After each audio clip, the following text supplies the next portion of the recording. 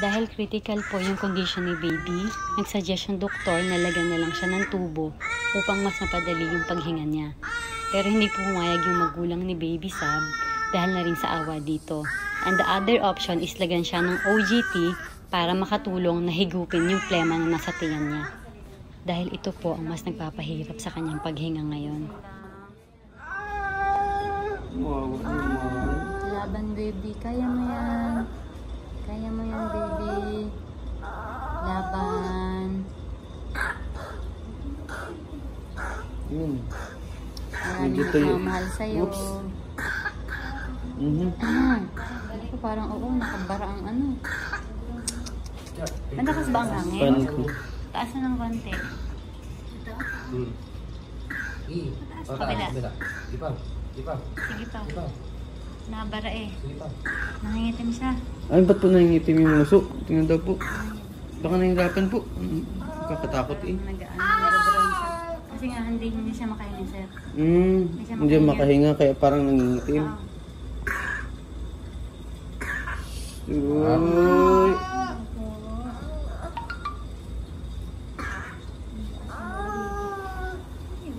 Takot naman ako dun. Nangingitim po si baby ni Cobb kapag hindi agad siya. Pag nahihirapan po siya umubo. Kaya mo pag pwede na kitang kargahin, kakargahin kita. Uy. Gusto mo gamang pakarga.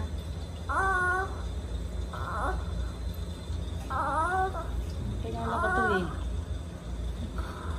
Tingin-tingin si baby. Kilala ka to eh. Alam ko baby, nahihirapan ka na. Pero hanggat lumalaban ka, lalaban din kami para sa'yo. Nahihirapan na naman po siyang huminga. Oops. Oh my God, kaya mo yan baby. Sige daw po, baka nahihirapan po huminga. Pag ganyan ba, hindi tinatawag ng doktor? Okay nung nurse? Hindi naman po na nanghininga yun. Parang naka po siya ng... Ako siya ang naka po sa kanila. Oo nga eh, ako natigil yung hininga ko eh. Nakakatakot po. Nakatakot ako. Hindi siya ganyang kalala kahapon sir, kung dinalaw ko siya. Hindi siya ganyang kalala kahapon. Parang kada lipas ng araw, mas malala siya eh. Ito po yung sitwasyon niya ngayon. Nahihirapan na naman po siya Nahihirapan si baby. Oops. At nangingitim ulit siya. Nangingitim tuloy. Nangingitim siya eh. Kaya yan, kaya. Oops. Kaya baby. Tabunan ko nga. Okay na. Yun. Uy. Kaya baby, kaya. Nahihirapan siya dun sa ubulalo niya. Yung ubo talaga sir eh. Yung plema kasi hindi mailabas.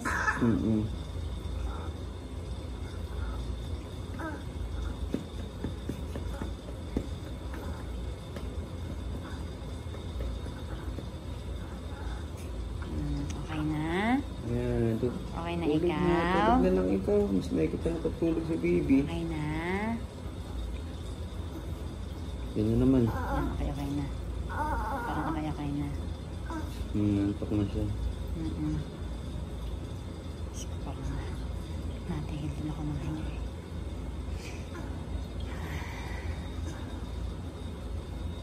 Nantok na. Nantok na. Ano yun? Nantok na yun? Nantok na sir, oo. Pagod siya. Oo, tinawag niya yung nurse. Pag ganyan, anong Paawa po talaga may ASL. Si baby Nicole.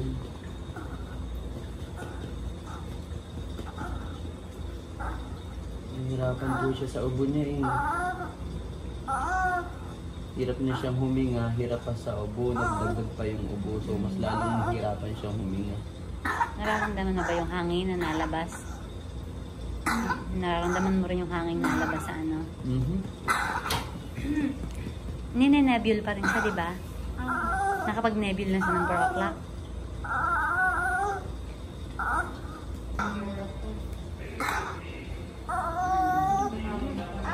Tatawag ng doktor? Nagtawag ka ng nurse? Nagtawag ka ng nurse? Tawag daw pa.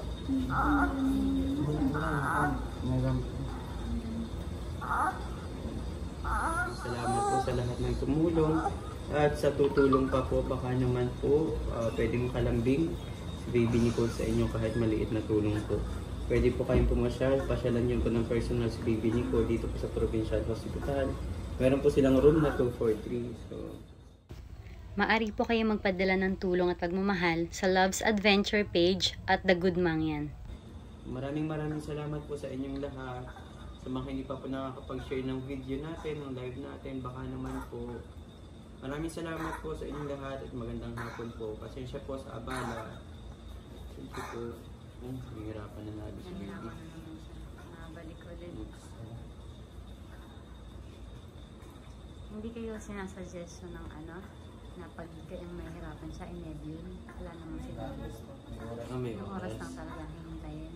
Paano kung halimbawa ba yung Gawin niya, hirap hirap na niya. Oxygen lang po naka-oxygen. Oxygen na lang. Okay yung oxygen niya yan? Ng hininga eh. Okay yan? Okay yung number niya? Bibili naman po yung oxygen. Hindi ko naman.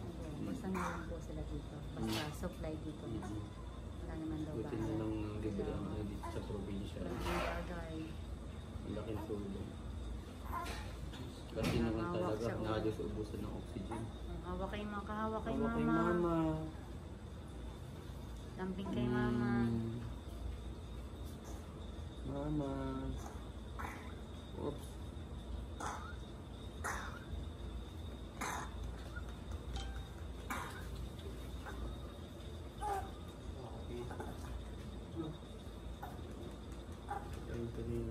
Maraming salamat po. Kahit po kami dito talaga. Pinalaksan niya. Nahihirapan kami sa sitwasyon ni Baby Nicole. Hindi mo kaya baka